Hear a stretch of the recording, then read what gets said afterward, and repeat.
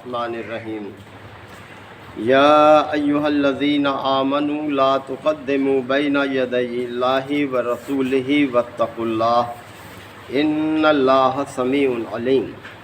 یا ایہا الذین آمنوا لا ترفعوا اصواتکم فوق صوت النبی ولا تجهروا له بالقول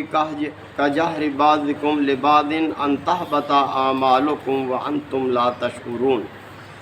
ان الذين يغضون اصواتهم عند رسول الله اولئك الذين امتحن الله قلوبهم للتقوى لهم مغفرة واجر عظيم ان الذين ينادونك من وراء الحجرات اكثرهم لا يعقلون ولو انہم صبروا حتی تخرج الیہم لکان خیرا لہم واللہ غفور رحیم صدق اللہ مولانا العظیم۔ حضرات، سورہ الحجرات کی یہ ابتدائی آیات ہیں۔ سورہ الحجرات مدنی سورہ مبارکہ ہے اور یہ ایک ہی موقع پر نازل نہیں ہوئی بلکہ اس کے مختلف احکامات مختلف مواقعوں پر نازل ہوتے رہے، لیکن مضمون کی مناسبت سے انہیں ایک ہی جگہ اکٹھا کر دیا گیا ہے اور نبی کریم صلی اللہ علیہ وسلم کے مدنی دور کے بھی آخری حصے سے تعلق رکھتی ہیں۔ تو فرمایا جا رہا ہے کہ یا ایھا الذین آمنوا، اہل ایمان کو مخاطب کیا ہے، اس لیے کہ مدنی دور کے آخری حصے تک اکثر ہدایات نازل ہو چکی تھی، قرآن مجید کا بیشتر حصہ نازل ہو چکا تھا، تو اہل ایمان کو کچھ آداب سکھائے گئے ہیں۔ فرمایا کہ اے لوگوں جو ایمان لائے ہو، لا تقدموا بین یدی اللہ ورسولہ، اللہ اور اس کے رسول سے آگے پیش قدمی مت کرو، یعنی اللہ اور اس کے رسول نے جو ہدایات تمہیں دی ہیں، جو احکامات دیے ہیں، ان کی پاسداری ہی بنیاد ہے یہ ایمان کی، یعنی ان سے آگے مت چلو، یعنی اپنی مرضی مت کرو۔ نبی کریم صلی اللہ علیہ وسلم کے حوالے سے اللہ تعالیٰ نے یہ بھی ارشاد فرمایا ایک مقام پر کہ وَمَا آتَاكُمُ الرَّسُولُ فَخُذُوهُ، رسول جو کچھ تمہیں دے اس کو مضبوطی سے تھام لو، وَمَا نَهَاكُمْ عَنْهُ فَانْتَهُوا، اور جس چیز سے وہ تمہیں روکے اس سے باز آ جاؤ۔ یعنی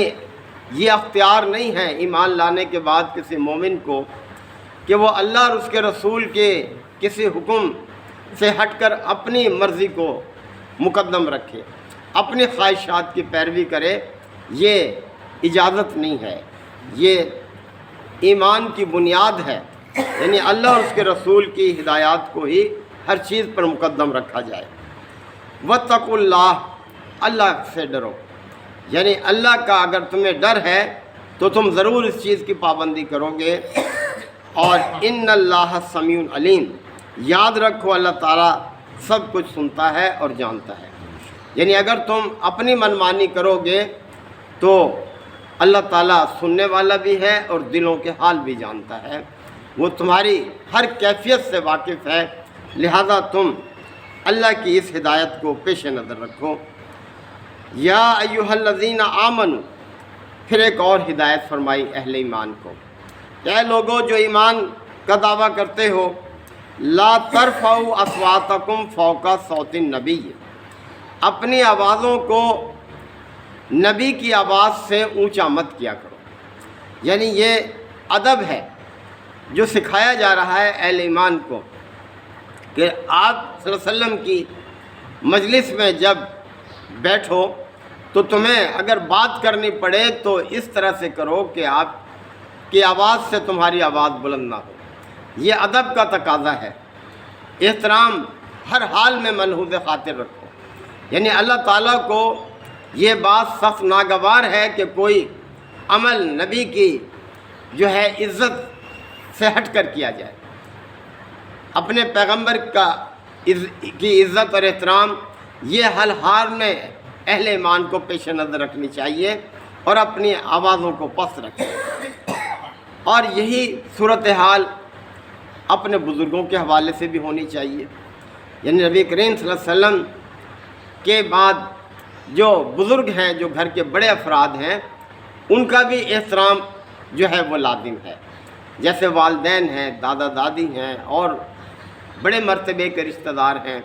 ان کے سامنے ادب اور احترام سے بات کرنی چاہیے۔ اور پھر اسی طرح سے آپ علیہ الصلوۃ والسلام کے بعد آپ کی اگر سیرت بیان ہو رہی ہے اور آپ کی ارشادات جو ہیں وہ سنائے جا رہے ہیں، تو اس صورت میں بھی یہ ہے کہ خاموشی کے ساتھ، ادب کے ساتھ آپ کے ارشادات کو سنا جائے۔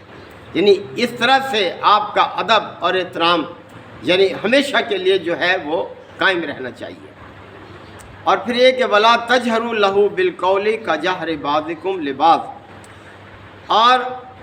پیغمبر کو اس طرح سے نہ بلایا کرو، یعنی پکار کے آواز دے کر اس طرح سے مت بلاؤ اسے، یعنی اس طرح سے بات نہ کرو پیغمبر سے جیسے تم آپس میں ایک دوسرے سے کر لیتے ہو، جیسے بے تکلف دوست ایک دوسرے کو بلا لیتے ہیں اور کوئی زیادہ اہتمام نہیں کرتے۔ تو نبی کے سلسلے میں تمہیں محتاط ہونا چاہیے کہ جب اس سے بات کرو تو نہایت ادب سے، احترام سے بات کرو، اس کے مقام اور مرتبے کو پیش نظر رکھو، ورنہ کیا ہوگا؟ اللہ کو اتنا ناگوار ہے، اپنے پیغمبر کی عزت اور احترام کو متاثر کرنے والوں کو سمجھایا جا رہا ہے کہ کہیں ایسا نہ ہو ان تحبط اعمالکم وانتم لا تشعرون، کہ تمہارا سارا کیا کرایا غارت ہو جائے اور تمہیں خبر بھی نہ ہو۔ یعنی تم نے کتنی ہی چاہے عبادت کی ہوئی ہیں، نماز ہیں، روزے ہیں، اگر پیغمبر کے ادب اور احترام کو ملحوظ نہیں رکھو گے تو وہ سب ضائع ہو جائے گا، یعنی کسی کام نہیں آئے گا تمہارے۔ ان الذین یغضون اصواتهم عند رسول اللہ، اور یاد رکھو جو لوگ اللہ کے رسول کے آگے اپنی آوازوں کو پست رکھتے ہیں، اولئک الذین امتحن اللہ قلوبہم للتقوی، یہی وہ لوگ ہیں جن کے دلوں کو اللہ نے تقوی کے لیے جانچ لیا ہے۔ یعنی تقوی کا تقاضا بھی یہی ہے کہ اللہ کے پیغمبر کا ادب اور احترام جو ہے وہ ہر حال میں ملحوظ خاطر رکھا جائے۔ یعنی جو دل آپ صلی اللہ علیہ وسلم کے ادب اور احترام سے خالی ہے، اس کا مطلب یہ ہے کہ وہ تقوی سے بھی خالی ہے، اس کے دل میں تقوی موجود نہیں ہے۔ تو تقوی کی آزمائش ہے اس چیز سے کہ کتنا ادب اور احترام ہے مومن کے دل میں اللہ کے پیغمبر کا۔ تو ایسے لوگوں کے لیے جو ادب اور احترام کو پیش نظر رکھتے ہیں، اللہ تعالیٰ نے فرمایا لہم مغفرۃ و اجر عظیم، ان کے لیے مغفرت ہے اور بڑا اجر ہے ان لوگوں کے لیے۔ تو یہ ہم سب کے لیے سبق ہے، تمام انسانوں کے لیے، قیامت تک کے لوگوں کے لیے، کہ اپنی مجلسوں میں آپ صلی اللہ علیہ وسلم کا جب ذکر آئے تو بہت ادب و احترام کو پیش نظر رکھیں، غور سے سنیں اور اس پر عمل کرنے کی فکر کریں۔ ان الذین ینادونک من وراء الحجرات، اب ایک اور واقعے کی طرف توجہ دلائی ہے۔ یہ 9 ہجری کی بات ہے، قبیلہ بنی تمیم کے کچھ افراد آئے، بدو تھے وہ، اور انہوں نے آ کر آپ صلی اللہ علیہ وسلم کو امہات المومنین کے جو حجرات تھے ان کے گرد پکارنا شروع کر دیا آپ صلی اللہ علیہ وسلم کو۔ تو اللہ تعالیٰ کو یہ بات بھی ناگوار گزری۔ آپ صلی اللہ علیہ وسلم تو اپنی حلیم طبع کی وجہ سے برداشت کر جاتے تھے، اب دیکھیں اللہ تعالیٰ سے یہ چیز برداشت نہیں ہوئی۔ اللہ تعالیٰ نے فرمایا کہ دیکھو کہ جو لوگ من وراء الحجرات، حجرات کے باہر سے آپ کو پکارتے ہیں، آواز دیتے ہیں، اکثرہم لا یعقلون، ان میں سے اکثر عقل نہیں رکھتے، نہ سمجھ ہے کہ آپ کو بلانے کا بھی ایک انداز ہے، ایک طریقہ ہے۔ اور پھر یہ کہ اللہ تعالیٰ نے مزید آگے یہ وَلَوْ أَنَّهُمْ صَبَرُوا، اگر وہ صبر کرتے، انتظار کرتے، حتیٰ تخرج الیہم، یہاں تک کہ آپ خود ہی باہر تشریف لے آتے، اس وقت تک آپ کا انتظار کرتے، فرمایا لَكَانَ خَيْرًا لَهُمْ، تو یہ ان کے لیے بہتر تھا، یہ انداز بہتر تھا۔ اب آپ دیکھ لیں کہ 9 ہجری آپ کا کتنا مصروف دور تھا، مختلف اطراف میں جہاد جاری تھا، آپ کو بھیجنا ہوتا تھا، ان کے لیے بندوبست کرنے ہوتے تھے، ازواج مطہرات کی ضروریات بھی تھیں، گھر کی ضروریات، اور آپ کو ظاہر ہے آرام بھی کرنا ہوتا تھا۔ تو آپ کے آرام میں خلل آتا تھا اس چیز سے کہ لوگ آئیں اور باہر سے آپ کو پکارنا شروع کر دیں، اللہ تعالیٰ کو یہ چیز پسند نہیں آئی۔ تو اللہ تعالیٰ نے ہدایت دی کہ دیکھو اگر وہ لوگ اگر ٹھیک کتنا ہی ضروری کام ہو، بہتر یہ تھا کہ وہ باہر آپ کے برآمد ہونے کا انتظار کرتے، صبر کر، یہ بھی ایک بہت بڑا اجر ملتا انہیں۔ تو یہ ٹھیک نہیں ہے کہ آپ کو باہر سے پکارا جائے۔ واللہ غفور الرحیم، لیکن اللہ تعالیٰ غفور ہے، رحیم، یعنی جو کچھ تم سے ہوا اللہ نے درگزر کی ہے، تمہیں معاف کیا ہے، لیکن آئندہ اس چیز کو پیش نظر رکھا جائے کہ جب بھی پیغمبر سے کوئی ضروری کام ہو اور وہ اپنے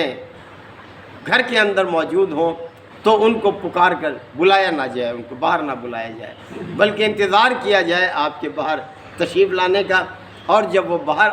خود تشریف لے آئے تو پھر اپنا جو بھی مسئلہ ہے وہ ان کے سامنے پیش کریں، ان سے جو معاملہ پوچھنا ہے ان سے دریافت کریں، اور وہ بھی اسی ادب اور احترام کے ساتھ جو پچھلی آیات میں، یعنی بہت